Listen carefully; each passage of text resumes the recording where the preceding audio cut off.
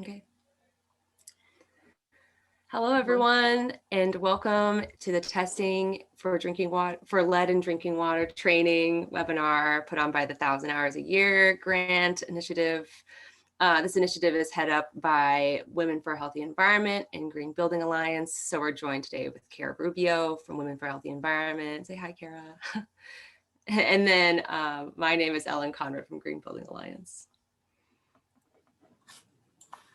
So today we're going to go over a little bit about the 1,000 Hours grant, how to get involved, all the information you need to know. And then we'll be using the EPA's 3 T's for reducing lead in drinking water checklist to guide our presentation today about how to test for lead in your building. So that's training, testing, and taking action. And then we are excited to hear from some experts today around some frequently asked questions so that you know exactly what to do when you test for lead in your building. Thanks, Ellen. So I wanted to start us off by talking a little bit about the 1,000 Hours a Year initiative. So this initiative is to help protect the spaces where children learn, grow, and play.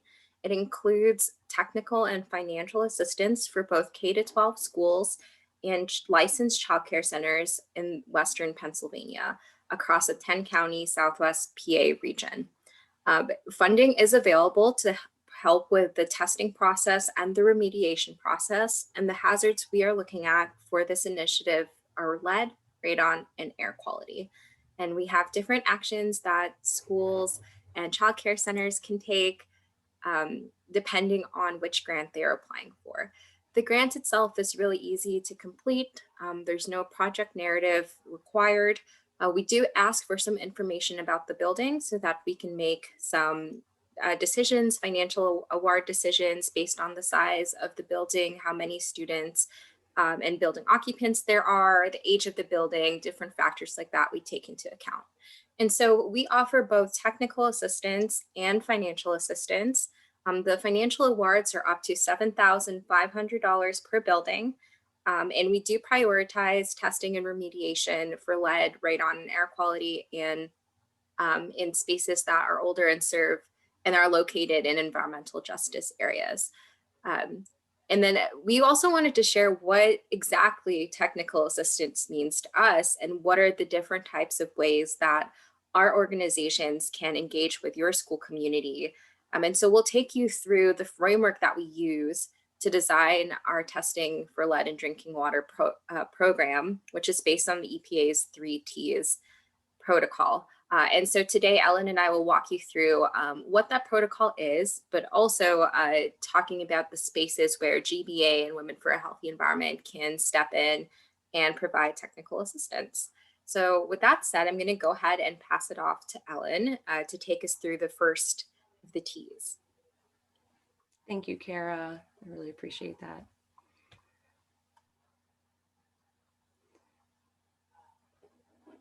Oh, there it is. Thank you. So the first part of training is learning about lead and how lead works in people's bodies and where it comes from in your buildings, just so you have that basic working knowledge. Next slide. Okay, so lead is a naturally occurring heavy metal that's poisonous to human beings. But the reason why we have lead in our buildings is because it is an excellent binder. So it binds things really well. So it works well for plumbing, so it works well in pipes and as a lead solder to weld pipes together, makes it really watertight. And it also is excellent at binding pigment into materials. So that's why it's used in things like cosmetics, paint, toys. It is undetectable in water, so it has no smell or taste. But in lead and paint and cosmetics, it has more of a sweet taste. That's why, like ladies, if you're ever wearing lipstick and it has a sweet taste, that could mean that you should probably ditch that lipstick because it might have lead in it. And that's why children will sometimes eat lead paint chips because they taste sweet. The primary method of exposure is through ingestion, mostly through paint, about 80% through paint, and about 20% through drinking water. We'll be covering mostly drinking water today, but we have a ton of resources on lead and paint as well. And so if that's a concern you want to address, feel free to reach out to us. We would be happy to talk more about that. The grant also covers the cost for testing for lead and paint, which is Yes. something we can talk a little bit more in the Q&A section. Excellent. Always feel free to jump in, Kara. I love having your perspective. Thank you. So when we're talking about lead in drinking water, there's many different sources for it. This is obviously a picture of a home, but when we're talking about a school, many of these are also present in schools. So like I said, lead is used for like solder, for connecting pipes. So the copper pipe with the lead solder is a common one in the upper left-hand corner. There's also the lead goosenecks, which connect the main water line to the lead service line. So there's also fixtures like faucets that might contain lead, or galvanized pipe, which lead particles can attach to in the surface of and really slowly over time. The most common is in the lead service lines. So PWSA, the local water authority, has been doing a lot of replacement of lead service lines. They will work with customers to replace private and public lines. And actually they're about 90% of the way through their program to replace those lead service lines. It's very important work for keeping people healthy.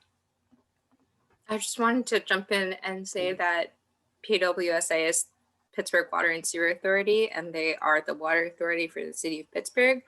And the lead service line replacement program is available for residences, but it's not available for commercial buildings like schools or some childcare Okay, centers. thank you. So the reason why we care about lead is because of these long-term health impacts, especially to children and also women.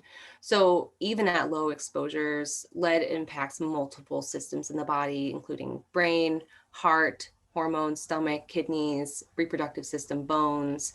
Lead can actually end up collecting in bones and teeth in children. And this impacts the greatest impact of concern, they're all concerned, but that it can really impact children's IQ. It can impact hearing loss. It can impact hearing. It can cause ADHD, and it can also lead to some behavioral problems, so hyperirritability. It can lose control of their motor movements and enter into comas or even die. These health impacts are so important to address when we're talking about lead, because it is like the life and the long healthy life of children that we care about. This also really impacts women, especially pregnant women. Lead can get passed into utero, and so then children can be exposed in the womb. And so since women are the majority of educators in our schools, taking care of women in our schools should be a priority. Women and children in our schools is a priority. So just some brief takeaways. There's no safe level of lead. We'll talk about this more in another couple slides, but like the action level for lead is not the same as like a health-based level for lead. So actually no level of lead is safe. Children and pregnant women are the most at risk for lead poisoning.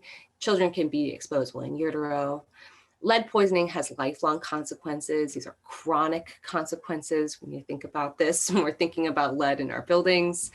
Lead comes primarily through paint, soil, and drinking water, and that there is no cure for lead poisoning.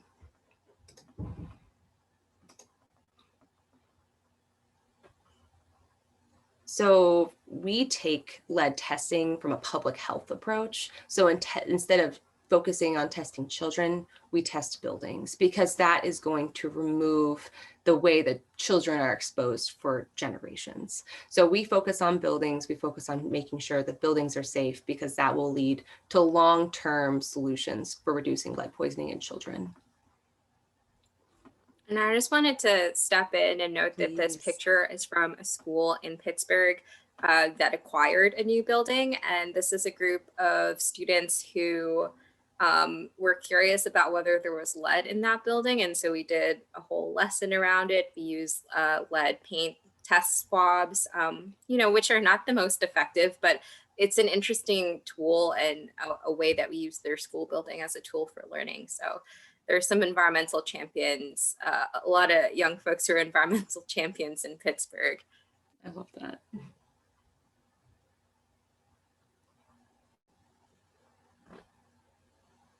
Okay, so there's a few things about this chart about the legal responsibilities for testing that I want to point out really quick. So the first thing is that lead is found in paint, drinking water, and soil, but that there's actually no safe level of lead. So there's an action level for each of those categories, but those are standards set by the government for like large contracts, for guidance for large contracts, or to help federal agencies make decisions around those contracts. And so those are not health-based standards. So when we are thinking about lead in school, there's no safe level. We want our levels to be 0. The other thing I want to point out is that all of these are covered by the 1,000 Hours grant. So if you're interested in testing beyond just water, but also interested in soil and paint, we can help you with that. We can connect you to those resources to get testing done. So for paint, 90 parts per million is the action level. And it's recommended if your building is going under a major renovation or if it's older than 1978. Paint in the available for sale in the US no longer contains lead. So it's not an issue buying paint in the US. And that's called a source prevention, which is really, really good and exciting. So for drinking water, 15 micrograms per liter is required for public utilities, but it's 0 micrograms per liter recommended for schools. So this is actually required. Testing for lead is required by the PA school code. And that's what we'll be talking about today, is how to test for those. If you purchased water fountain units or pipe replacements before 1994, lead could still be an issue. So, so just keep that in mind if you're thinking about your own facility. It is required to test for those. For soil, 400 parts per million is the action level for play areas, and 1,200 parts per million is for non-play areas. And this is mostly recommended if you are going to be renovating or putting in a new playground, a field, or a school garden. There are safe ways, lead-safe ways to renovate these places. And so testing beforehand is a good idea, but then also implementing those strategies will lead to less exposure. So there's some local sources for testing if you're interested. So PSI and other local labs can do lead in water and lead in dust and paint. Penn State Extension in the Allegheny County Conservation District offers soil testing. So we will help with that testing. And then there's also other local sources for testing. Thank you, Kara. So then for lead testing, this is the actual text of the code, which says that beginning in the 2018-2019 school year, every school year thereafter, school facilities where children attend school may be tested for lead levels in the drinking water. And any school facility whose testing shows lead levels in excess of the maximum contaminant level goal or milligrams per liter as set by the U.S. Environmental Protection Agency's National Primary Drinking Water Regulations shall immediately implement a plan to ensure no child or adult is exposed to lead contamination drinking water, and that alternative sources of drinking water are made available. So testing is required every school year for lead in drinking water. Okay. So now we're going to get into the beginning parts of some training. Now that you have the basics of lead, we can talk about training, but the beginning of training comes with communication. Communication is a huge piece of testing for lead in your drinking water because you need to keep your school community abreast about what's happening. So your communication strategy has 3 general goals. You want to build trust in your community. You want people to think that you know that you know what you're doing and that you are going to be honest and transparent about it. You want to provide accountability so people know what's going to happen and you follow through on those things. And then you want to prioritize health and safety in your building. We put people first. That's very important. And we want people to feel healthy when they're in your building and safe.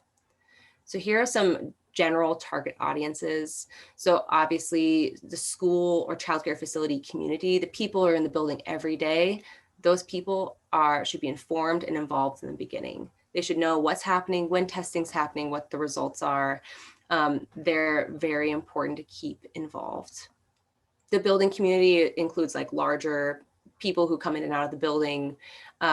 Those people also need to be kept aware. The larger communities, so like the neighborhood, community organizations, like local community organizations, state drinking water programs, and then the drinking water community are all different types of audiences that might receive different types of information, but should be updated and kept in the loop throughout the process of testing. So methods of communication vary based on the audience that you're talking to and what works best for your community. So there's lots of different examples. You can do press releases, you can write letters, make flyers, put in mailbox or paycheck stuffers, newsletters, presentations, emails, websites, social media. The point is that you want to do what works best for the people you're trying to reach, ways you know that people are going to receive that information, be able to contact you for questions, and you want to choose many of them. So you don't want to just send an email. No, you should be sending an email, putting something on your website, putting something in children's like Friday folders if you have that, putting something in paychecks. You want to try as many different routes as you can to reach people, to make sure that people understand what's happening in the building. So the goal of providing accountability is just offering transparency. So people know what's happening and they know who to contact when they want more information. So with questions about like, what are they doing about this? The goal of testing for lead is to take action. It's not about assigning blame. And so being upfront and honest about what's happening, the actions you're taking, what your feelings are, and then who you're working with will really help put people's mind at ease and understand the broader picture of what is actually happening. And then also it's really important to make sure that people know who to talk to about this. This is people's health we're talking about. This is very important for people to feel like they have the information that they need. So providing the information, having it ready is essential for helping people feel safe and informed. It's also really important to have a person who can answer all of the questions from the community. Having a point person, a face to the testing will help people feel like they have a connection with what's going on. And then keeping also people involved about the preventative maintenance that'll happen in the future, what gives them a picture about like, okay, this is happening, what are you doing about it? Emphasizing action and prioritizing safety is really important for keeping people in the conversation. So some things to include, kind of already talked about this, but it's just giving people as many resources as you can. So details about the 3Ts program really kind of paints a picture of each step of the process, so that people feel like they're involved in what's happening. Reporting results of the sampling and then your plans for correcting problems. Those are really important so people can make good decisions about their health. And then also providing information about lead and what happens when you are exposed. So just about lead in general, where to seek blood lead testing levels, how to address potential lead sources in the home, so people can take action in their everyday life. And then just in general, as many resources as you can so people know where to go when they have questions. So before you get started, that was more of the communication stuff, but now we'll talk about the pre-training, getting ready for your testing. So before you get started, you want to figure out what already has happened, right? So like, how have you tested for lead in the past? Like, when did that happen? And then you want to know what kinds of training has happened, when and with who. So getting that basic historical information will set you up for the next step of testing and remediating lead in your building. And then finding a way to keep it and to find out a person to hold that information. That's a theme throughout the 3Ts is keeping of records and making them easy to access and organized, which is really important for doing correct lead remediation and over the time span of testing and action. There are lots of partners and resources out there as you start getting your lead testing off the ground that are eager and wanting to help.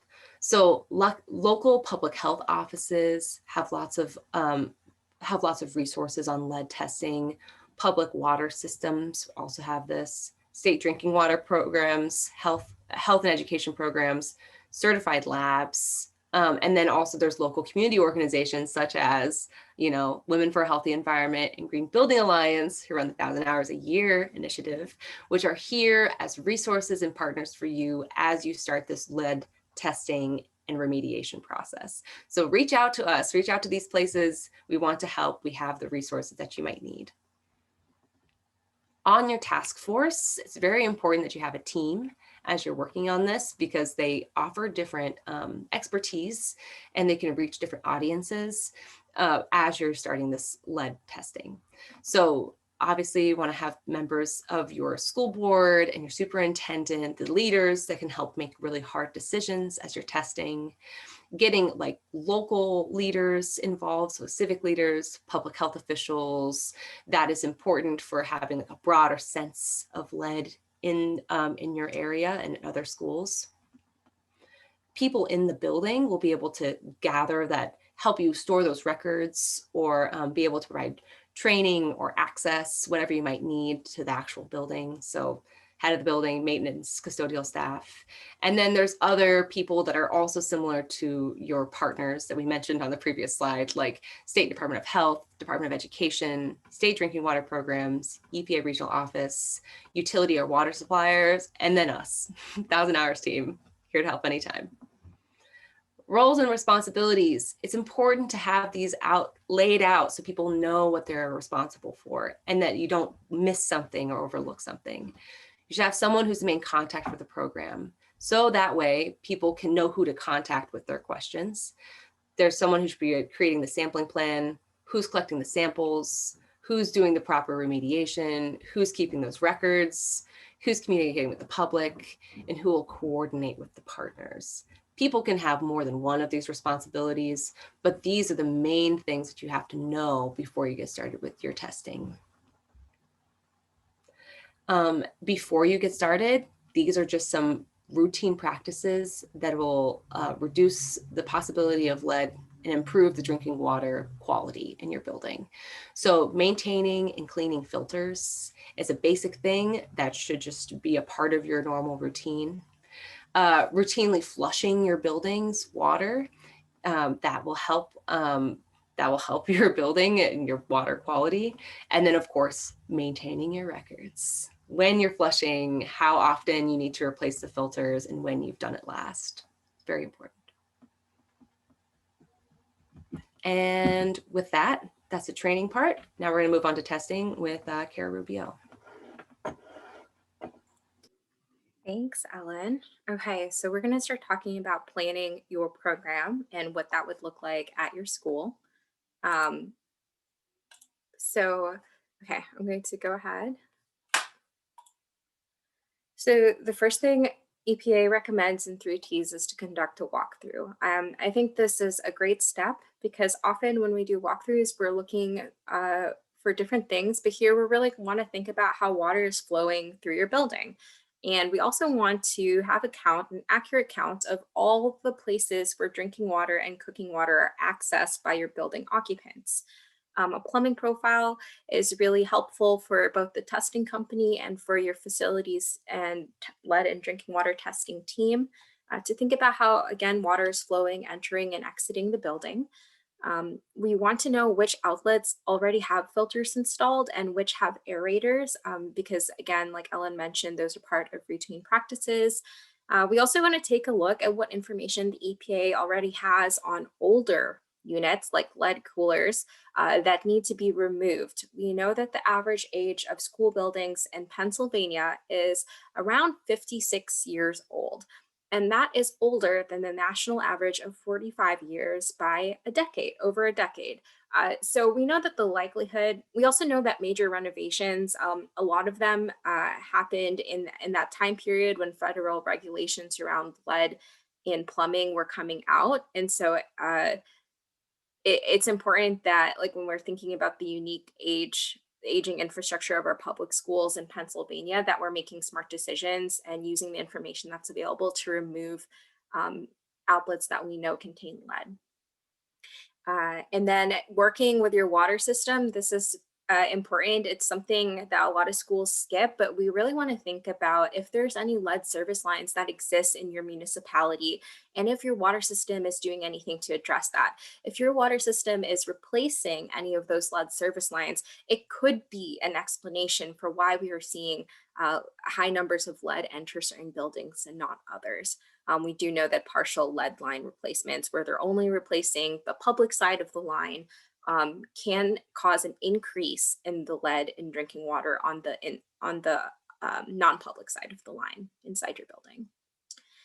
So where's the lead in my building? We had another great graphic on this. And, when we're thinking about this, what we know about schools, especially if they're older schools, we're seeing a lot of it come from pipes. The lead solder that's holding the pipes together, lead service lines that's connected to the main water line in the building, and faucets and fixtures and fittings. Um, we also want to keep in mind that lead is present in paint and in soil. And so there's lots of places where lead can be present on our building sites. So when you are developing and preparing for your sampling, these are some questions to keep in mind. So when you're thinking about your plan, you want to think about which locations will be tested. Do you have the capacity to test all of them? With this grant, we are, I think with the funds that the financial awards we give, we've been able to test every drinking water and cooking outlet in each building, whether it's a child care center or a public school or private school building. And that's great to just kind of give us a baseline of how water's flowing through the building, and also where are the outlets that are vulnerable to lead contamination. We want to think about where your sampling locations are going to be, and a coding system, which my co-par is going to share a little bit with us about in a later presentation. So when we're preparing for sampling, we want to make sure you're using a lab that is certified to test for lead.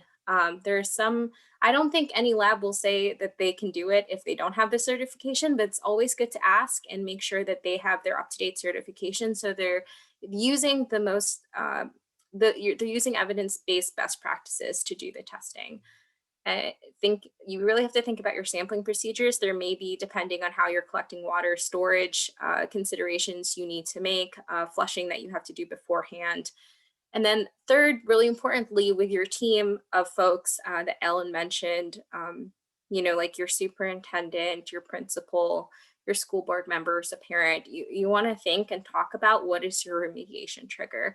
So in Pennsylvania, the school code is naming 15 parts per billion based on the National Drinking Water Standard as the trigger for remediation. With our grant, we identify and prioritize any outlet above 5 parts per billion. And that's because we believe that no amount of lead is a safe amount to be exposed to. And so that's a conversation we like to have with schools is what is our remediation trigger? And if we have the funds to fix it, can we move to a lower action level than what the state is asking for? So communicating results, the EPA actually has a really wonderful template for a parent letter. And there's also a newsletter template, and I just wanted to put one up here. It has a lot of great information about the dates you tested, what results you found, and what action you're going to take next. So really basic communication. This template is really wonderful. We've used it with many of our school partners, and I think it provides an accurate and complete snapshot of the process. Open lines of communication with your school community builds trust. So we've been talking a lot about communication. I think sometimes there is hesitancy to do environmental hazards testing because of fear of what you find.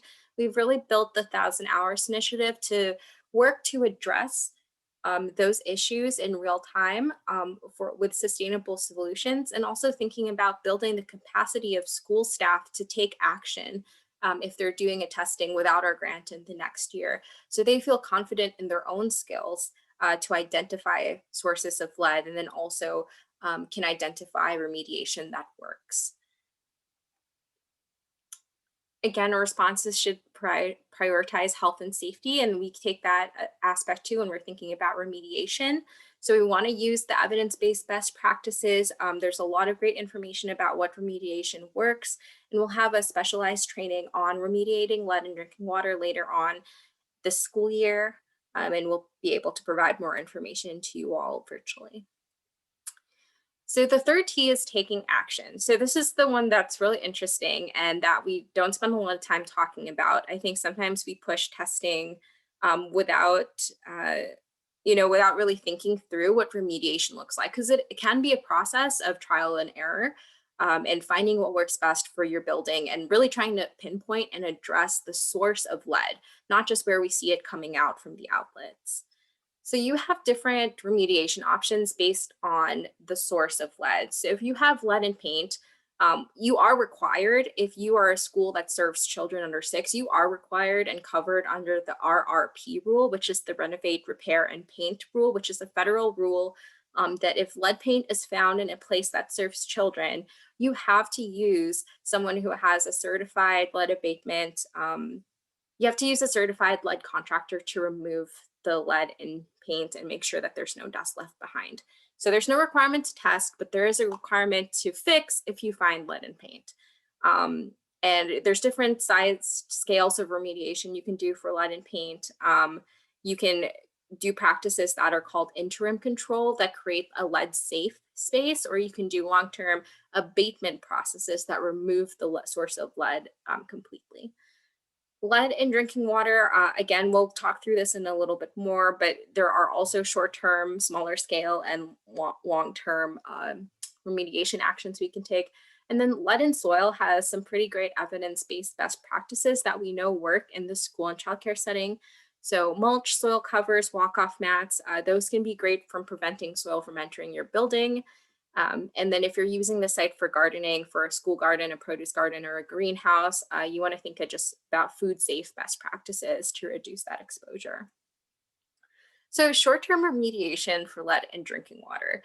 So if you find an elevated level of lead at your remediation trigger amount, you can take short-term measures, including turning off problem taps, turning off access to them so no one can use them for drinking or cooking, posting signage with restricted access to water from that outlet, providing bottled water or filtered water to the building occupants if it's affecting a large number of them, cleaning aerators and then retesting, and then replacing filters if it's a filtered unit that has that came up with an elevated level.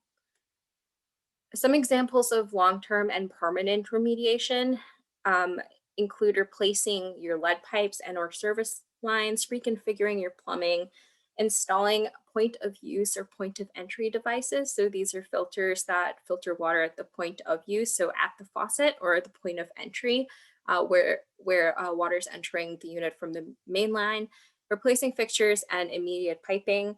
The goal of these long-term remediation actions is to remove or remediate the sources of lead exposure. So if our testing protocol is really designed well, we can actually pinpoint which pipe or which, we can think about in that plumbing profile, where is the lead actually located? Is it in the solder? Is it a pipe?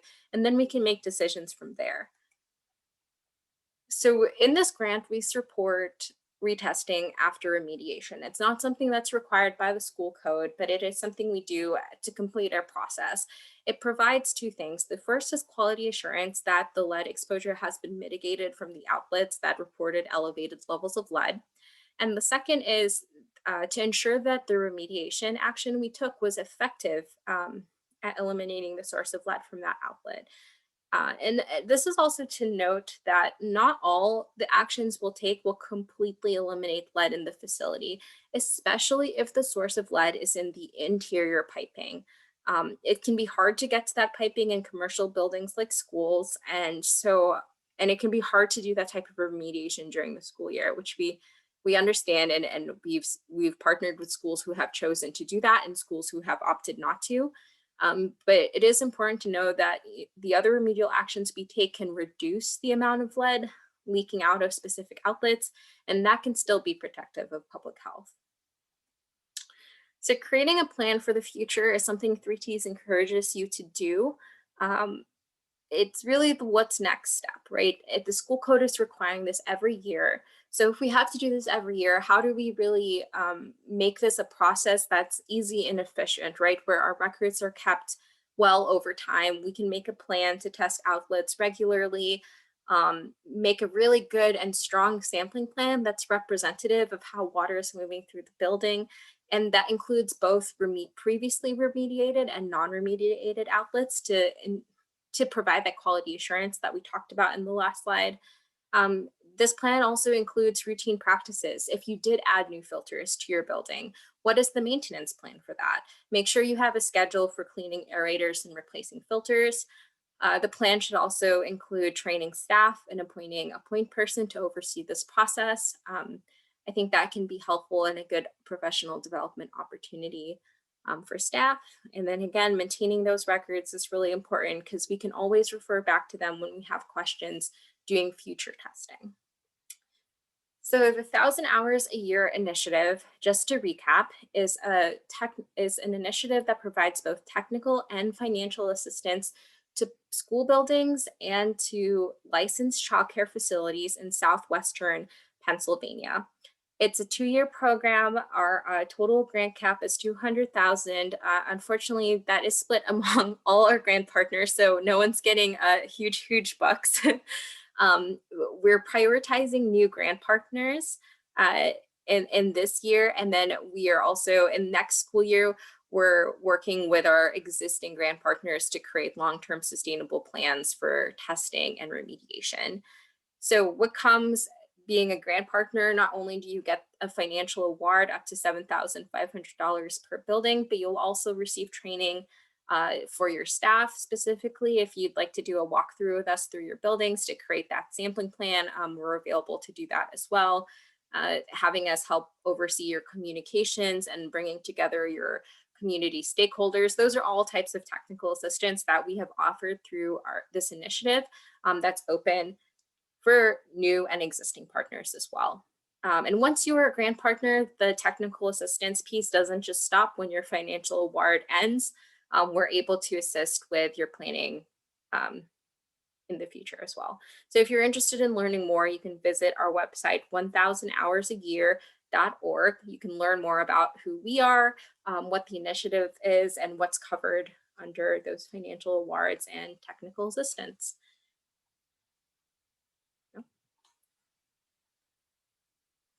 I'm going to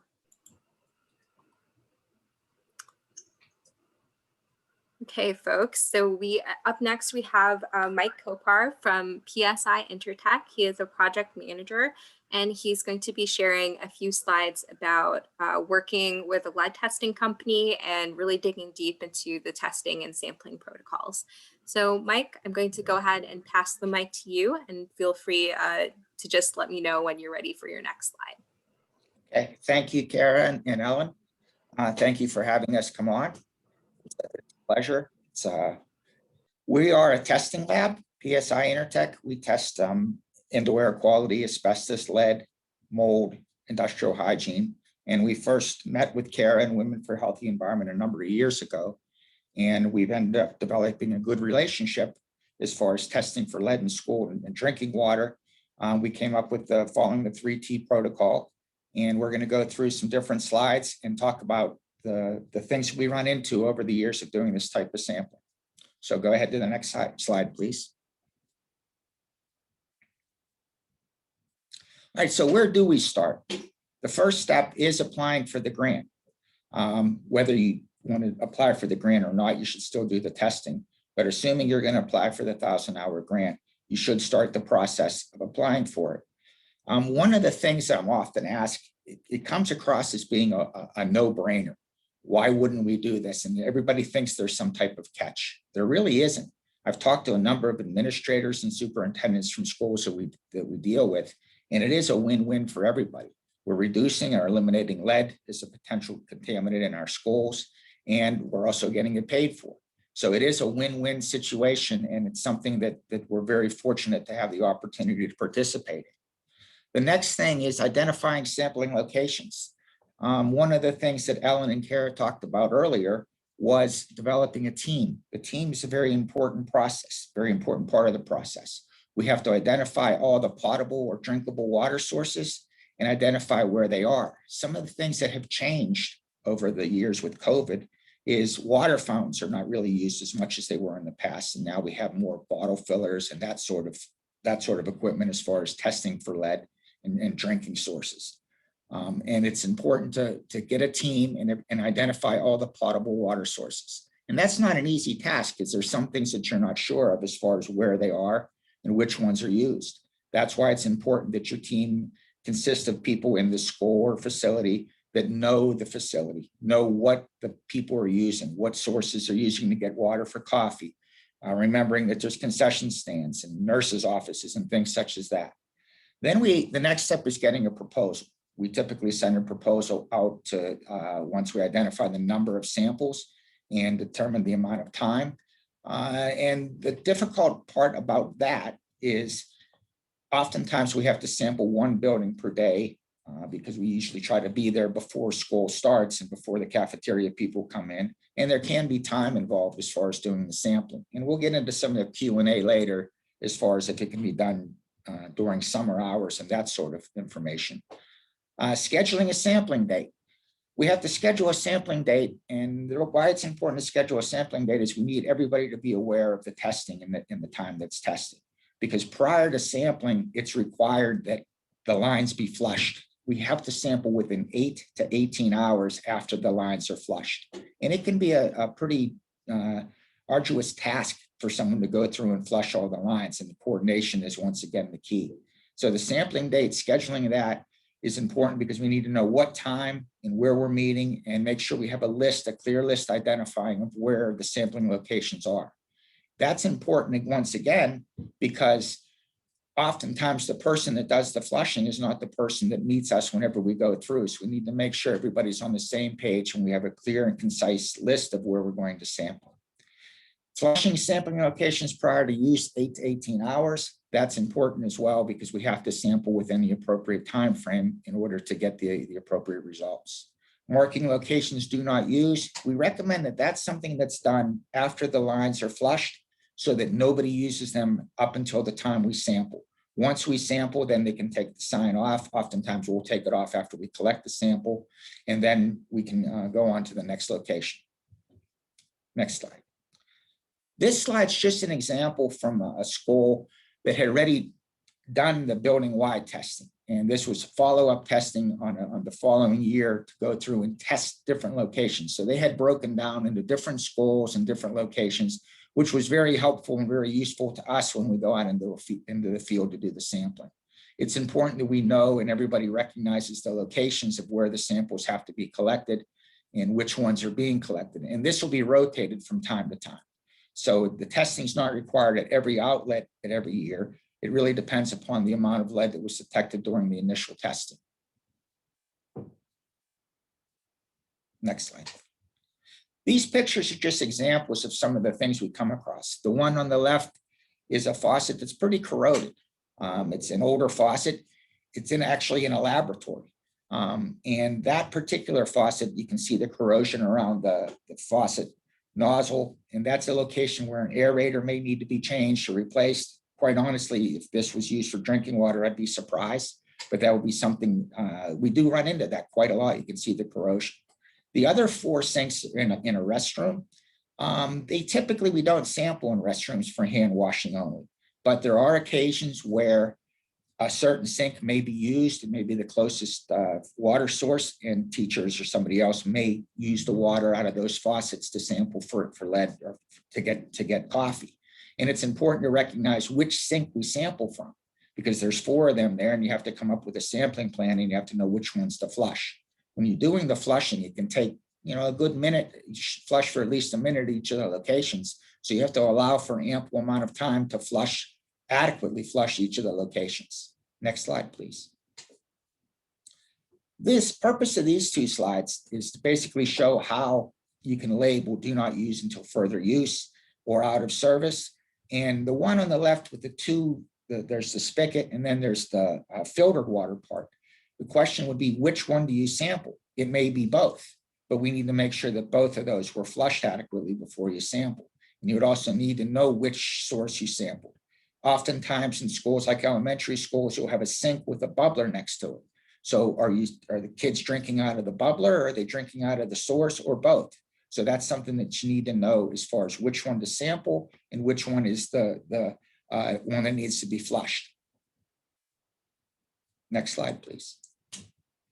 So some of the commonly missed locations that are very frequently missed whenever we're doing schools: nurses' offices, kitchen kettles. Kitchen kettles oftentimes don't get used every day, and they kind of go by the wayside, and people don't realize that they need to be flushed and need to be sampled. Ice machines, concession stands. It's not uncommon for someone to forget about sampling the concession stands that are only used during football games or soccer games or what have you. Training rooms are another location that is oftentimes missed and can be sources where athletes need to take medications, vitamins, or even just drinking water for rehydration. And those can be areas that are frequently missed. So it's important to try to locate all the potential sources in an area to make sure you do an adequate job in locating them. Next slide, please. The sampling supplies. The sampling supplies, I have a picture of some of the sampling supplies that we use. We have latex gloves, goggles, and there's 3 sample bottles.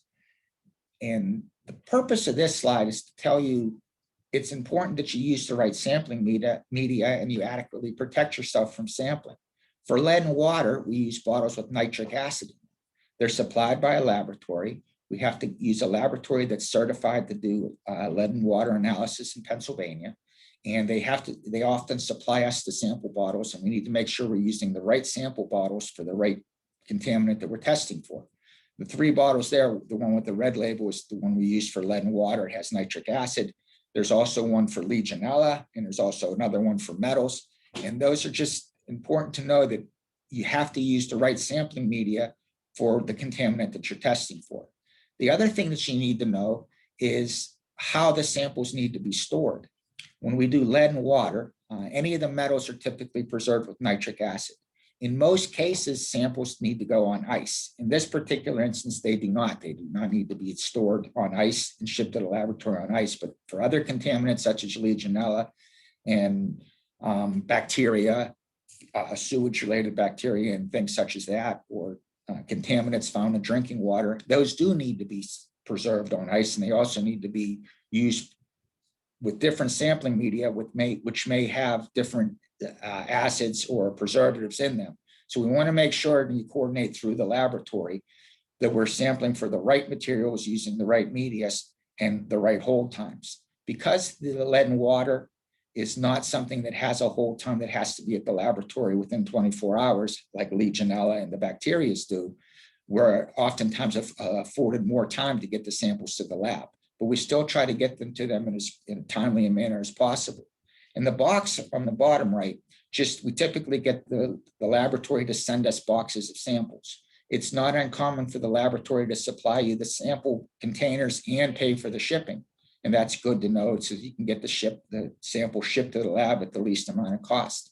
And one of the other tools that I have there is a Sharpie, an indelible marker. They're important because oftentimes we label the bottles before we sample so that when they get wet, it doesn't smear. You can go ahead to the next slide, please. This is an example of a chain of custody. This chain of custody is one of the labs we use. We use PACE Analytical. PSI is not certified to do lead in drinking water. We do lead paint, we do asbestos and mold, but we're not certified to do lead in drinking water. So we find labs, and there are a number of them in the Western Pennsylvania area. This particular lab, PACE, is certified to do lead in drinking water. And I highlighted some sections on this. And this is just an example. I used Little Tykes Preschool. I made up a school and I made up a project number. And those are the things that are highlighted as far as the contact information, the project number, the signatures and the dates are all important on the chain of custody. And on future slides, you'll see different locations that are highlighted. But this is just an example of one that's filled out that we need to make sure we fill out the appropriate things on this chain of custody so the laboratory has the information right there whenever they get the samples. Now, these particular sample numbers, I had LT1 and then LT1 flush. That was LT stood for Little Tykes, the school that I made up. Sample 1 and 1F was for a flush sample, because oftentimes we're required to take an initial first draw sample, and then we do a flush for 30 seconds to a minute, and then collect a flush sample at each location. And we need to adequately mark which one is which location. And on the chain of custody, the most important thing is the sample number. And it's good to have a record of the location they're sampled from, because it's very important that if somebody needs to go back and find that sampling location, you can locate it based on the description given. Next slide, please. So more suggestions are select a PA-approved laboratory for analysis. I talked about that before, and Kara and Ellen mentioned that as well. It's important that you have a lab that's approved in Pennsylvania, because if you don't use one that's approved in Pennsylvania, your results really won't be as valid as they should be. So it's very important to do that. Sample from the cold water source. Depending upon what type of sampling you're doing, Legionella, for example, you sample from the hot water source, but lead and other metals, you should sample from the cold water source. And even when schools and cafeterias and such use the water, it's highly recommended that they use the water from the cold water source, because the water on the hot side can cause the solder to release lead. And we want to make sure that we're sampling from the cold water source. Use a unique sampling number. Oftentimes I'll use the name of the school, like Little Tykes, I used LT. You might be doing sampling at a particular school district, and I might use the name of the school, the initials from the school, but you want to make sure it's a unique sampling number so you don't have any issues as far as going back later and saying, well, where was this sample? What school was this sample collected from? Describe the location so it's easy to locate. I have on there, i.e. left side or left water fountain and hall outside gym. Sometimes you'll come across water fountains and there'll be two side by side. So how do you know which one was sampled? It's also important, as I said before, to coordinate with the team to make sure you're sampling the location that was flushed. You want to make sure if you're sampling the left water fountain in the hall, that was the one that was flushed, or both of them were flushed. And in the slides where I had the filtered water versus the water from the spigot, you want to make sure you're sampling what was flushed so that you get the right result. Because oftentimes, whenever we get an elevated result, one of the questions is, are we sure that that line was flushed? Especially when we're getting one or two that are elevated and the rest of them seem to be fine. So that's a very important distinction. You want to label them so that someone can find them. I often tell our technicians when they go out to do sampling, that's very, very important to label that as if you were to come to the school with that list and you had to find the location. You can also mark the locations on a map or and label them on a location. Oftentimes the school will give us a map saying, here's the locations we want sampled, and they'll give us a sample number, or we'll write the sample number on that location so it's easier to find. Next slide, please. This is just an example of a sample bottle, the one in the upper left. The sample bottle has the project number, and this will coordinate with the chain of custody that I had up before. And I had the project number, the sample date, the sample number, and the time, what we're analyzing it for, and who collected the sample. That's important because the time, it's not as important for lead and water as it is for some of the other contaminants that have a hold time on them. Like Legionella has to be taken to the lab within 24 hours and the analysis started, and the same with bacteria. But the lab always wants us to have the date and the time and the sample number. That LT number 2 on the chain of custody may have more information written on it to identify where LT2 is from, but you have to make sure it's record keeping, for record keeping purposes, that everything matches up. The middle slide is just an example of how a water sample is collected. And because we use sample bottles with nitric acid in them, the nitric acid, there is, I don't know if you can hear that when I'm shaking you, but there is a small amount of nitric acid in the bottle. And so we have to protect ourselves and collect the water so that it doesn't overflow and spill on us. We did have one instance where one of our technicians turned on an outlet and water came out much faster, and it caused the acid to come out and went on her clothes. And a short time thereafter, she could feel a burning sensation on her jeans where it was actually starting to eat a hole in her jeans. So we had to dilute that and clean that up. And that's why we also try to encourage wearing the latex gloves and goggles, because we don't want to avoid anybody getting any type of acid or burns or anything of that nature. In the bottom slide, the third slide, the important thing about that, you'll notice in one section it says LT2. That's one where we just put a piece of tape on there to identify the sample location. There may have been 4 or 5 sinks in this location. We wanted to make sure that if one came back positive, we were able to go back later and identify which location. You can use zip ties or any type of sampling mark that you like, but it's a good idea to have that on there and then go back later and remove them after you get all the results for the locations where you don't need to do any type of remediation. Next slide, please. Back to the chain of custody. I have on this one highlighted the LT2, which basically says the bottle filler at the office. In this particular, it didn't really match with the one that the sample where it was collected from a sink. But LT2, you want to make sure that you label where it was from. So LT2 was the bottle filler and the time matched up. So it was 7:06, and on the prior slide, it was 7:06. So you want to make sure for record keeping purposes, everything matches up. Oftentimes, we'll have 2 technicians, depending upon the number of outlets we need to sample, that will go out and do the sampling, and one will record the times and the sample locations while the other one's collecting the samples. And we try to do it in a system where we do record keeping and keep a good record of everything that was collected and the time and the location, and that it's a unique sampling number. And this is an example of a final report. After we get the samples collected and we submit them to the lab, we give them the chain of custodies, they acknowledge receipt. It typically takes about 5 to 7 days to get the results. They can get them quicker, but it usually costs more to get them done. But the standard turnaround time is about 5 to 7 days. And this is just an example of a report. Some of the things that I highlighted on a report were the project number or the sample number, so that we can identify which sample was collected where.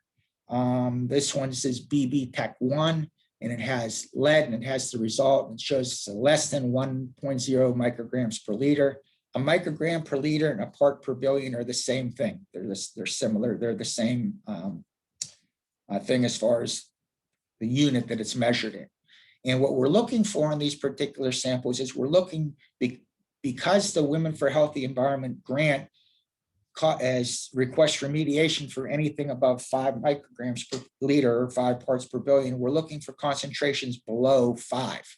If they're below 5, then no further remedial action is planned. Ideally, we want to see them at 0. But when they are above 5, that's when the sources need to be remediated. Above 20, they should be isolated immediately. Whenever we get a sample result that's above 20, we tell the school, we just got the results. This location was above 20 parts per billion. You should isolate that immediately and not use that until remedial action can be taken.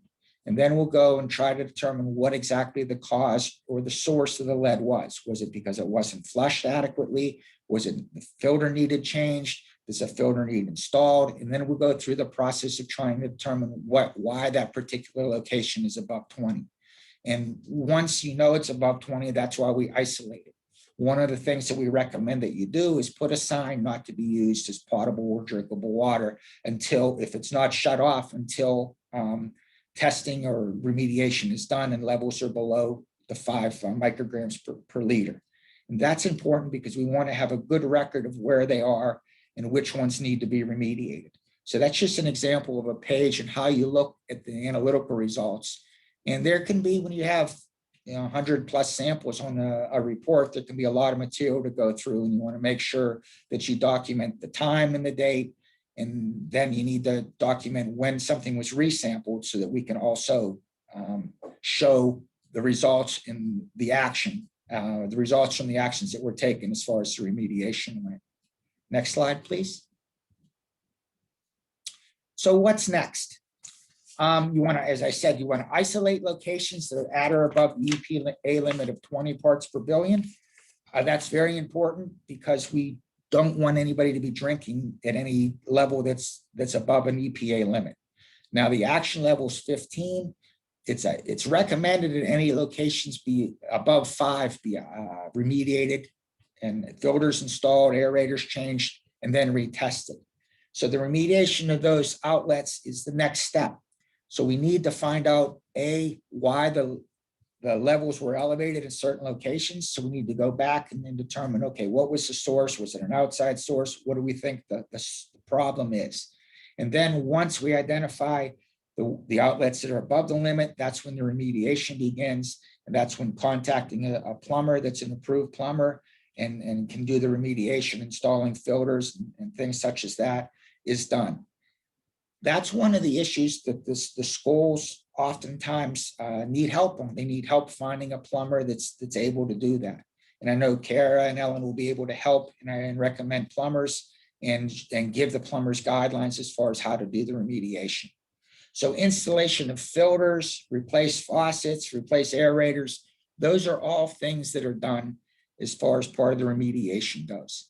And then after the remediation is complete, it's recommended, it's not required, but it's recommended that the areas be flushed and resampled after the remediation is done so that you can document what the particular action you've taken and the result of that action. So we want, once again, to see the levels to be below 5 micrograms per liter or parts per billion. And we want to show that the remediation action was successful. And then once you get the levels below the allowable limit, that's when you can open the outlet back up for potable use. Then there's submit report and final invoices. That's important because you want to make sure the report documents everything. Record keeping, as Ellen had mentioned during her part of the process, or during her part of the presentation, record keeping is essential and it's extremely important. So you want to document the locations, the results, if any needed to be resampled, what action was taken, what those results were, and so that you can have a final report showing that each of the sampling locations are below the acceptable or below the allowable limits. So that's extremely important because documentation is by far the most important thing because this is an ongoing process. It's not something that ends once you're done with sampling. You'll continually resample and you want to show that your program's working, that your filter replacement, your aerator replacement, and everything is working as scheduled. The water bottle fillers that are now used oftentimes have hours on a filter. That's important that you follow those because these filters can get saturated. And once you install them, you're not one and done. It's something that's an ongoing process. And the invoices need to be submitted. Oftentimes we'll deal with schools and we'll send the proposal either directly to the school. Sometimes they can have it done through Women for a Healthy Environment.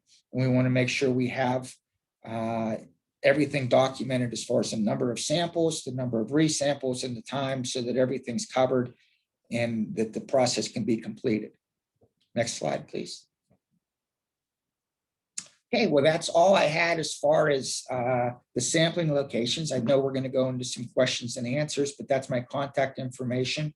One of the things that I think it's important to know, whenever we do sampling for a school, it's a process. It's not just coming out and sampling and collecting the samples and giving them results. It's important that as part of the team, you're available to answer questions, go to school board meetings or whatever is necessary, because it's extremely important that there's a trust developed between the schools and the staff and as well as the parents, because we want to be very forthright. We want to have full disclosure on why the sampling was done, what was done, and be very forthright on the information provided and how it was collected.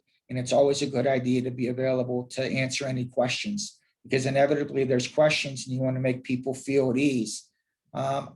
In preparation for this, I wanted to kind of get a feeling from the schools that we dealt with.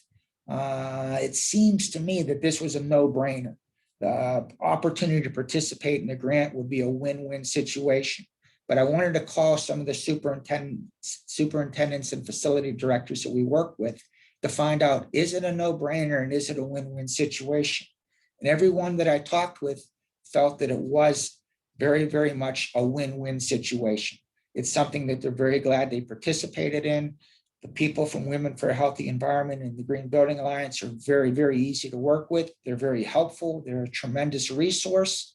And everybody's goal is to lower the levels. And if you're not participating in it, you should try to apply for the grant and participate in it because it's a very good program. And it's something that's we should do for our kids. And it's a win-win situation. It's truly a win-win. So thank you very much. And if you have any questions, my contact information is on there. Okay, so thanks, folks. We are now in the question and answer portion of our training webinar, and I'm so happy today that we have two folks joining us. We have Mike Kopar, who's just heard present, and he's a project manager with PSI Intertek and a longtime collaborator with this project. We also have joining us Michael Schock, who is a chemist and researcher with the Environmental Protection Agency in the National Research Laboratory for Water Systems. Is that right? Well, it keeps changing. We just reorganized, but basically I'm in the water infrastructure division of So we have two wonderful technical experts who can help us answer those nitty-gritty questions. And then of course, Ellen Conrad and myself, Kara Rubio, who are here to answer questions about the grant process and what that looks like on the ground. So I'm going to pass the mic to Ellen. We have 3 different types of questions in the testing category: interpreting results and remediation. And these are real questions that we've received from grant partners in the childcare and the school space. And so we'll keep those 2 facilities in mind as we're answering the questions as well. Yeah, and we hope to cover a lot of ground in this Q&A section. So Ellen, whenever you're ready, hit us with the first one. All right, here we go. Let's get started. Okay, so the first question is, if my building isn't older than 1978, but we're finding a lot of lead, why might that be? And actually, we're going to go to Mike Schock for that first one. Okay.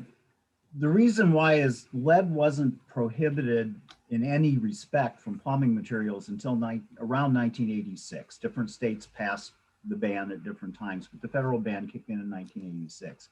So, and even to this day, small amounts of lead can still be contained, particularly in brass materials and bronze materials that make up faucets and control valves and things. And leaded solder wasn't banned until 1986. So there are a lot of potential lead sources that are there that were active. And then also the lead can come off of those sources and accumulate inside the pipe walls all through the building. So it's not unusual at all to be finding lead in even pretty new buildings. That's really interesting. Thank you. All right, that leads us to our next, unless Mike Kopar, do you want to add anything to that? No, I'm actually taking notes so that these questions are asked to me. I can use my expertise as well. So great resource. I love that. Thank you. Okay, so the next question is, should I test bathroom fixtures? And then what about locker rooms? So Mike Kopar, do you want to take this one? Well, it really depends upon whether or not they're used as a drinking water source. If they're not used as a drinking water source, and the drinking water source could be coffee as well. So if they are used as drinking water source, then yes, they should be tested. But if they're not, then no, they don't need to be tested. And the same with locker rooms. If the locker rooms are used as a drinking water source, usually the locker rooms are maybe a water fountain or a training sink or something of that nature. By all means, they should be tested. But if it's just water from a shower or what have you, then no, they don't need to be tested. No. Yeah, I'd just like to emphasize that is right on the money, because we were doing some work with an engineering firm in the Northeast once, and they were talking to the faculty of the school, you know, how important it is to talk to people who are there. And one of the teachers said, well, I'm the gym teacher and we fill our Gatorade carboys and stuff from the shower heads and shower fixtures in the locker rooms. And so I think that's exactly right. There are different uses where you can get drinking water, and it might not just be the ones that you think. And I'd like to add something to that as well, Mike, because when you mentioned filling the Gatorade containers, I've seen them filled with hose bibs as well. Yeah, right. Don't do that.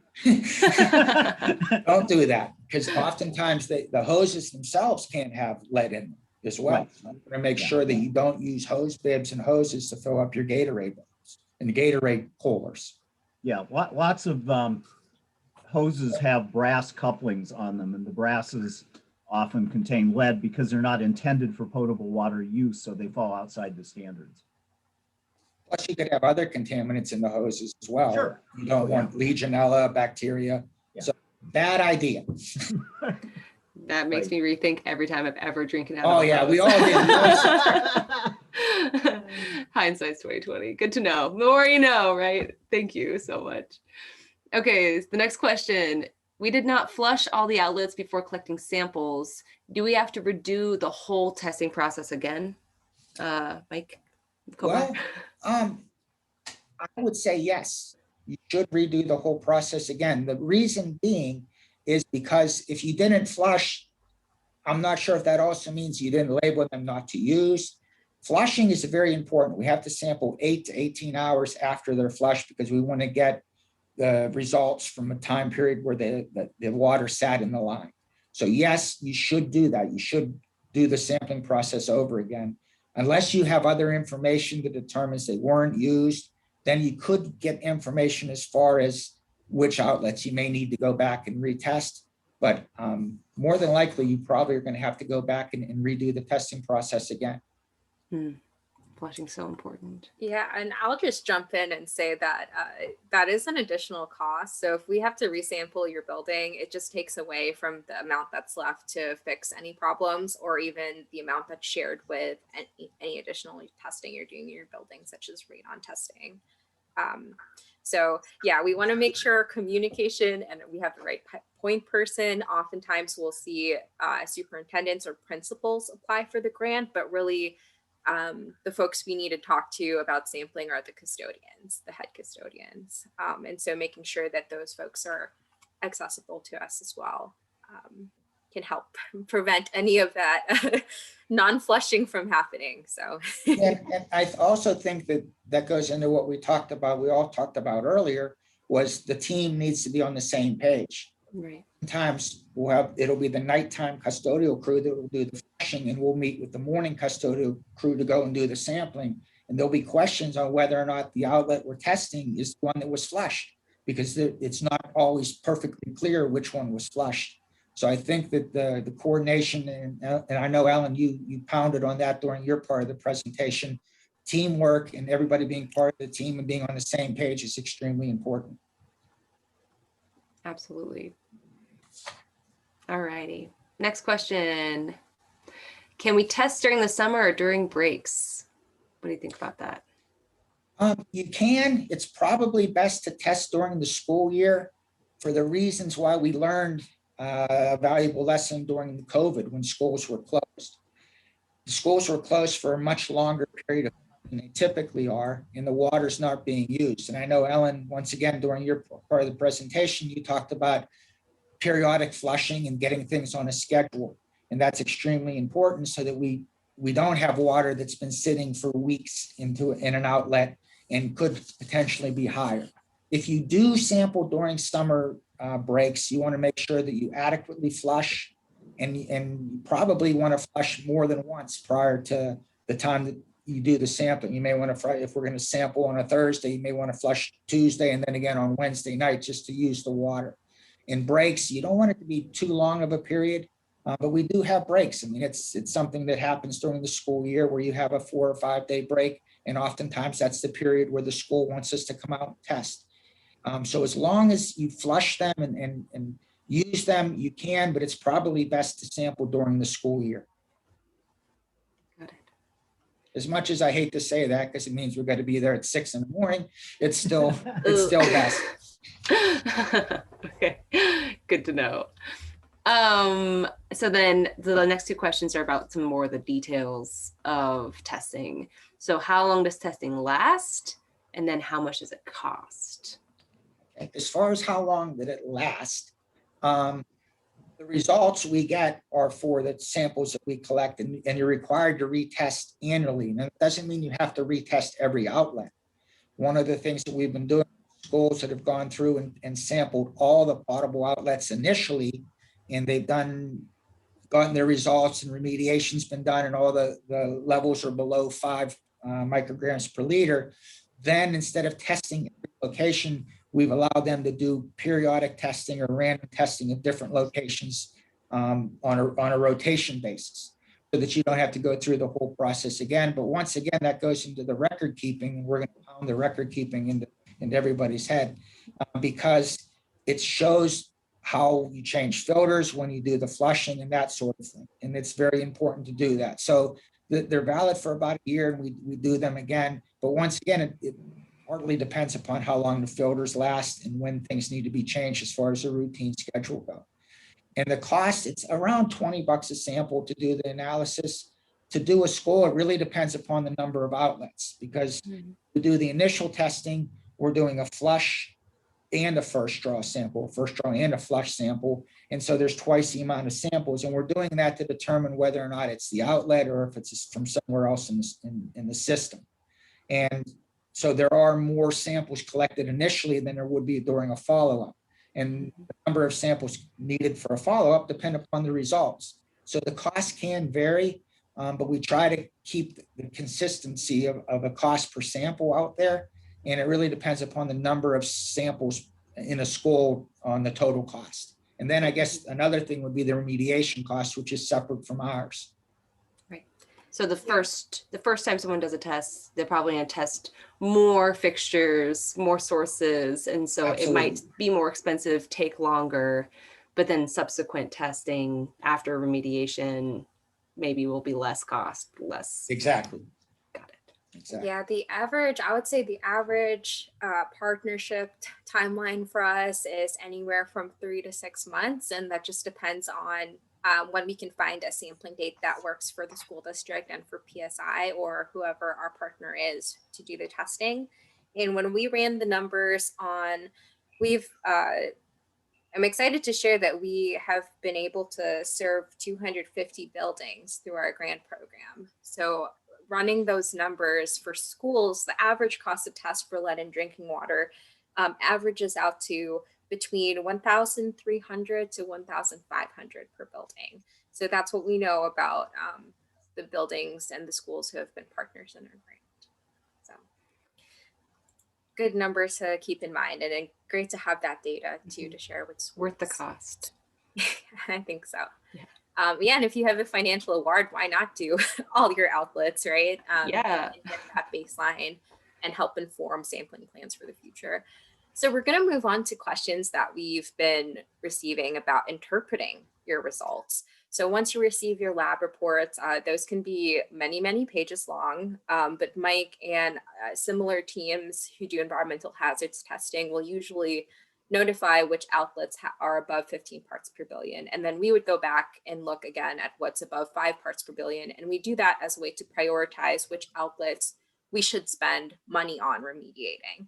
So our first question, my first draw sample was higher than my second draw sample. So the first draw was higher than the flush sample. What does that mean? Michael Schock, do you want to take this one? Okay. Well, it depends a lot on the size of sample that you're taking. And in the traditional 3Ts, it's 250 milliliter sample. And that represents somewhere around 1.5 to 4 feet of plumbing. So that's telling you that your lead sources are somewhere in that general area, as opposed to farther out throughout the whole plumbing system. So that you're focusing in on that. Now it's ambiguous because of the size of the sample. And so we have talked to a lot of people about sometimes breaking down that first sample. If you've got, say, a bubbler or a very, very small faucet, 250 milliliters is capturing a lot of water that's not right at that fixture. It can include shutoff valves, which are often at sinks. And shutoff valves are very often cheap brass that has a lot of lead in it. So that helps you. The first draw tells you you're definitely something in the proximity of the outlet and not farther into the building. So that's a good result that way. That's great. And then the reverse of that question, we're seeing our second draw flush sample are higher, samples are higher than our first draw samples. What does that mean? How do we interpret that? Yeah, that would mean that there are extended lead sources somewhere before that last several feet of plumbing. And so it's probably some kind of mixing valves or flow control valves or soldered joints. Buildings have lots of soldered joints in them. That run of water that comes in the second draw can easily pick up those sources. It also probably means that there's a particulate issue as well, where when the water flows, the particles can be suspended and carried along in the sampling. So it's a little harder. That usually means then you're going to have to go back and do more detailed sampling to try to pin down where that might be coming from. And that's where the maps and understanding the water flow in the building is really important to figure out when I opened that tap and took the second sample, where was the water, what was the pathway of the water that would then come out. Yeah, and generally, do you want to, and this is for both Mike Schock and Mike Copart, do you want to sample from the first closest to the main water line, closest to the point of entry, and then move towards the building? Or is there like a preference for that in the testing protocol? I don't think there's anything officially on that, but I think it makes sense that you want to figure out, are there lead sources coming into the building? So doing a sampling, the closest point to where the water enters the building is a smart thing to do to try to eliminate. A lot of times you don't know if there's lead service lines feeding a building. Some buildings have multiple small lead service lines that are then coupled together into a large, say, galvanized pipe that comes in.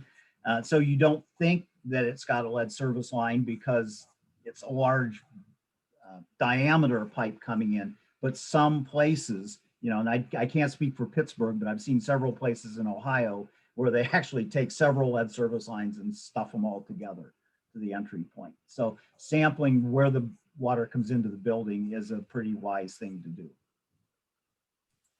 Great. Okay. That's great. And so we have this question about, we changed our faucets last year and our shutoff valve, we're still seeing, and so from the school who had just replaced fixtures a few years back and then did the testing program with us, and they mentioned, oh, we just changed that faucet and we changed the piping connecting it to the main line too. Why are we still seeing high levels of lead in that outlet? And what can we do next? So I don't know who wants to take this one. There's a couple of potential reasons for that. One of them is that the definition of lead-free in plumbing products doesn't mean there is no lead in them. Even now, like if you buy a faucet that's certified under NSF 61 Section 9, there can still be small amounts of lead in it. And depending on the individual product of that model, the lead that comes out is a little bit different because of the way the lead is exposed within the device. And the same with the shutoff valve. So if you're still seeing it, think about the volume of sample you took and how much plumbing is captured by that sample. So you might be able to take smaller volume samples if there's a small outlet and you know about where the shutoff valve is. You could take 60 milliliter samples or 125 milliliter samples in succession and try to pin down where that lead is coming from. If the lead's accumulated in the scales of the pipes into that line, you should be able to differentiate, okay, it's not where the faucet is, it's not where the shutoff valve is, but I'm still getting lead in the plumbing itself. So it requires more sampling, but it's all logical kinds of things, just thinking about where that water is coming from in that given sample. So Mike, is the solution in that situation installing a filter, or is the solution more doing additional remediation of the lines? Well, that's a really good question. So that's the value judgment of, if you put if you've got a faucet that's amenable to a point of use filter, that at least solves the problem as long as you're willing to maintain perpetually that POU device. So that's certainly a good potential way of doing it. The other way is more complex from the sampling and diagnosis standpoint, but it's more permanent because if you figure out where it is, and actually that doing the sampling might reveal, oh, well, this is in the scale through the whole building plumbing, in which case that's making the filter choice look a lot better than, there won't be a practical way of remediating it. But if you got, say, a not NSF certified or a poorly performing shutoff valve, and that shows up in the resampling, then replacing that may solve your problem. Yeah, and a good way, one of the ways that we help schools and childcare centers make that decision is thinking about at that outlet, what is the flow and how often are you using it? If it's Yeah, a classroom sink, a kindergarten classroom, 20 students in there, a filter might make sense, right? Than going yeah, into the plumbing. But if we're looking at a lot of kitchen outlets, that's when we really want to start asking about, will that investment pay off over time to go in and be able to do some of that remedial work over like a President's Day break or something yeah, like that, yeah. because it's affecting all the outlets in that space. So those are the types of decisions we can help facilities think through too. Awesome. So we're going to move into questions specifically about remediation. And so the first one we have are, what are some standards or regulations about lead in pipes or plumbing fixtures that we should keep in mind as we're purchasing new parts for remediation?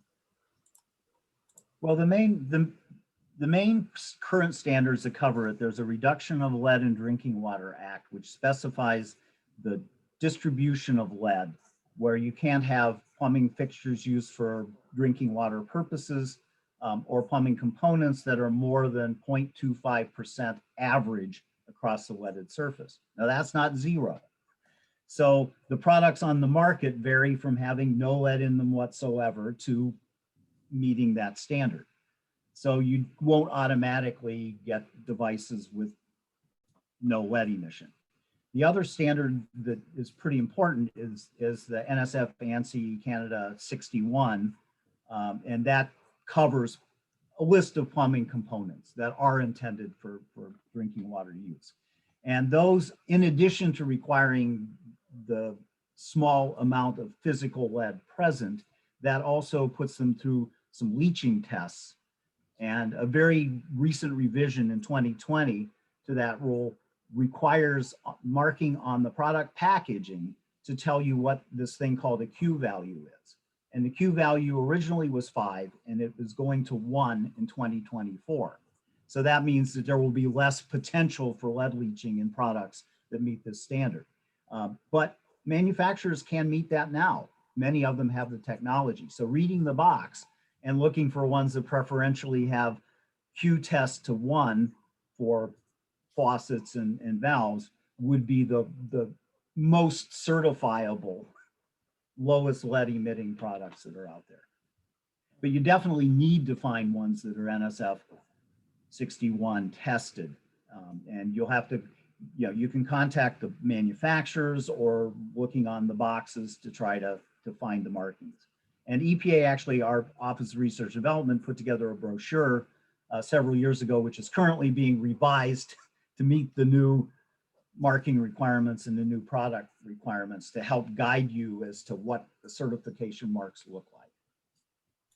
And just so folks know, if you're a grant partner in this grant, we will only fund the cost of that item if it does meet that NSF 61 standard, NSF 53 for filters, and 372 is nice to have too in there. So I'm just going to name those numbers. 372 is embedded. Yeah, 372 is embedded in 61. Yeah. So that's one small level of simplification when you're looking at the boxes. That's right. Awesome. Okay, so similarly, let's talk about filters. What should we keep in mind when we're choosing filters that work for removing lead from point of entry? Or sorry, point of use. Point of use. Well, again, you have to either read what's on the box as to what NSF 53 is the main performance standard for removal of lead. And NSF 42 is a sleeper that removes particulates. Now, so it's good to have something that's both 53 and 42 certified for class 1 particulates. Now, but 53, all products aren't certified for the same metal. So you have to specifically look for one that removes lead if lead's what you're interested in. If your school has a copper problem, you've got to look for one that also removes copper or copper instead of lead, depending on what the problem is. And that has recently been lowered. So that's standard now should meet 5 parts per billion instead of 10. That was changed last year. So that's the main thing you look for. There's one small caution, and that's that we have found in some cities, very rare, but it can happen, that the particles that exist in the water because of the treatment are so small, they can get through the filters.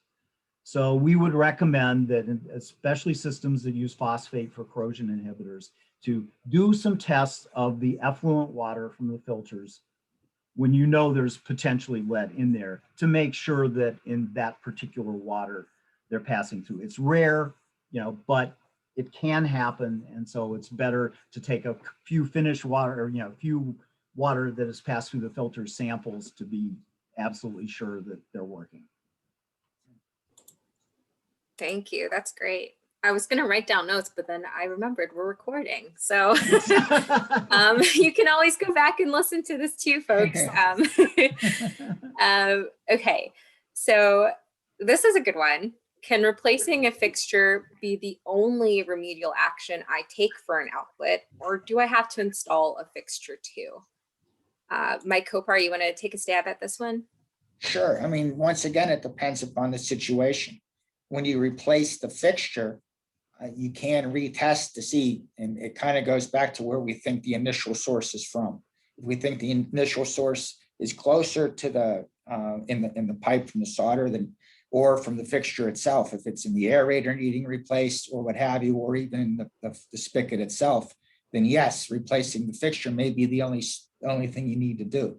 But if not, then you may need to install a filter as a supplemental means, similar to what Mike just talked about. It really depends upon where we think the source is coming from. Thanks. And I'm going to pass it back to Ellen for the last couple of questions we have. I'm so excited I get to close this out. So the next question, we'll go back to Mike Schock about, can I install a filter for my whole building?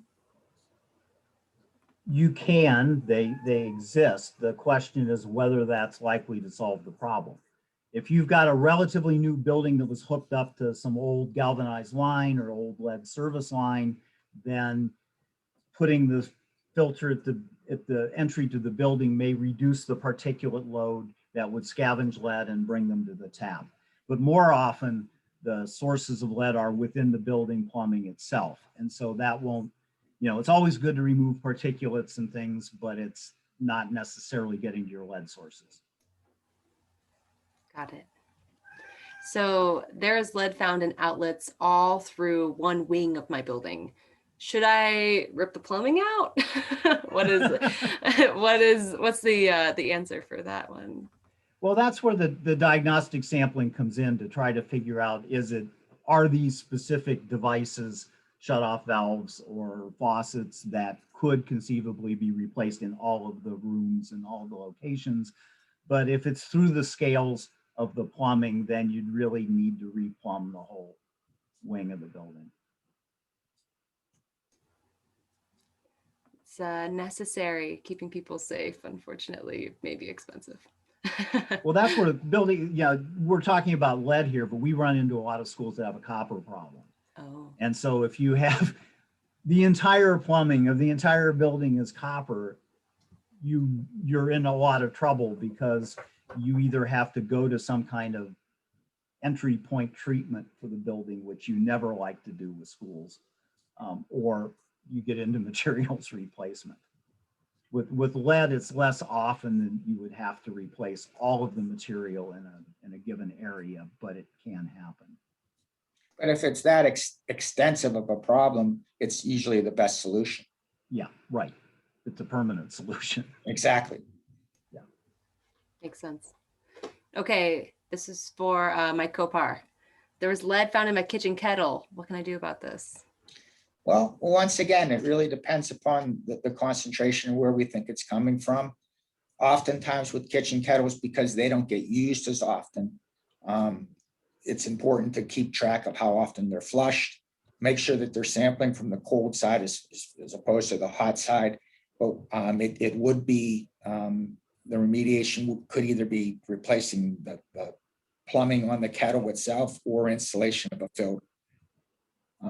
I'm not sure, to be honest with you, I'm not sure what's the most common, because it's not uncommon at all for the kitchen kettles to be one of the higher sources. So I'm not sure what the best practice is for that. So I'm gonna kind of defer to Mike. I hate to do that, but Yeah, I was going to ask you a question. When you sample from kitchen kettles, what kind of a sample do you take? What volume, or how do you? well, we typically do the 250 milliliters Okay. and do up to you can do a 1 liter sample as well. Is that something that would be a better way to sample it? Well, the reason why I asked that is I did not know myself until a couple months ago that kitchen kettles are, when they're certified for drinking water use, which actually isn't common, they're exempted from many of the standards. So a manufacturer can voluntarily have them certified, but it isn't necessary that they be certified. There's a normalization factor applied that assumes the whole kettle is being used. So there's like a dilution factor there. And if you take a small volume sample, depending on where the lead is in the kettle, you may get a much higher value than if the whole thing was full. On the other hand, if the lead was somehow in a coating, or if it was widely spread within it, you'll get it in the higher sample as well. So I didn't realize there was this kind of sneaky exemption to the kitchen kettle. So you may want to try that, both volume sampling, to try to learn, because this is a new experience for all of us really thinking about this issue. But kettles do turn up in many sampling programs all over the country. So that's not a unique to Pittsburgh problem. That is so wild. Good to know. Very good to know. Yeah, like I said, I didn't even know it until a couple months ago when I was at a standards meeting, and I was kind of aghast at, wow, this is a major potential exposure source, and yet you're normalizing it to a condition. So that would mean that if it was okay and you took a liter sample or a full volume sample, and it was not if you took a small volume one, then the school would have to know, don't ever do small batches in this kind of a device. You're boiling water, boil water for everyone. That's right. Yeah. Okay. Good to know. So the last question that we have prepared is that I'm worried I won't have enough funding to fix all the outlets we identified as having elevated lead levels. So then they're asking about how to prioritize what to fix first. Mike Schrock, do you want to try and take this one? Well, I think you've already got it in the program. It's basically you're prioritizing it based on the likelihood of children or even the faculty there ingesting lead. And I think that's the way you have to prioritize it. And if it means exempting some devices from being used and labeling them, like a lot of those automated lavatory faucets that are out now, they actually are not intended for potable water use, and they are not necessarily certified to NSF 61. So, conceivably they could be used, but lots of them may not fall under it. So if you restrict where the water can be taken from, and you make sure you're controlling the quality of those sources, that's the most practical way to do it. I think you're already doing that. Yeah, once again, I think it goes back into the record keeping and that sort of information, that everybody's on the same page. You're not allowed to use this because of it, and just got to pound it into people's memory. That's right. I think changing occupant behavior is an option that we don't always explore, but and my co-par, this, like with schools, like one of the first questions I'll ask when we receive the results is, which of these need to stay on? Is there a new water fountain in the hallway outside these 5 classrooms so we can shut these off and still have, your young kiddos? And it's usually the younger students who have the classroom sink bubbler units. So if there's just a water fountain, we can put them in their hallway instead, change the behavior that way, and still have access to drinking water. There are solutions that we've done in schools like that too. Yeah, absolutely. I know a lot of the schools are going to the bottle filling stations more, because when we all went to school, nobody had bottled water. Now everybody brings their own bottles, and they have the bottle filling stations, which is a much more hygienic way to do it. So yeah, That's right. Most of those do come with a filtered option, which is nice. But if you purchase retrofitted units or refurbished units, those usually don't. And so it's thinking too at the purchase point, like what is the benefit of getting a filter for my building? Do I know my building is older? You know, is it worth the extra $100 to get the filtered unit? Because we have seen, not very often, but we have seen a few of those bottle filler stations fail, not at 15 parts per billion, but usually between 5 and 10. And so that they're not a guarantee to remove lead unless they have a filter that specifically says they do so. And then there is, sorry, one last question. How much does remediation cost? I'm sorry to say it depends. I can say that a school district that we worked with had their remediation costs up to $35,000, and that's because they chose to remove plumbing and replace it. And that was for several buildings. And so that was the largest scale project that our initiative has ever funded in terms of remediation. And that probably ate up majority of their financial award, but we still had enough to do the testing and then to do the retesting. And so you know, it is something that is the most expensive project we've done. That's also the most long-term sustain, right, in terms of our remediation options. But we've also seen, you know, the ability to remediate an outlet at a cost of $30 to $100, right, within that range. So if we want to use that and keep that price point in mind of the average cost per outlet, I think that's a good way for us to think about remediation costs for a school too. And yes, our grant does cover remediation. It covers labor costs for remediation as well if you don't have a plumber in-house and will need to contract out. And so we're happy to connect you with those resources. But I just want to thank everybody so much for your time today, especially if you're tuning in and listening, and particularly to our two wonderful guests, Mike Hopar and Mike Schock. Thank you. We really enjoyed spending the morning with you and have learned a lot. I hope this encourages folks to check out the 1,000 Hours a Year initiative. If you are in Western Pennsylvania, we'd love to have you be a partner with us in this program and build capacity within your school district or childcare facility to be able to confidently do this process yourself, and get some financial support for it as well. So we're going to say goodbye now, but thank you all so much for your time. We really appreciate it. Thank you. Thank you.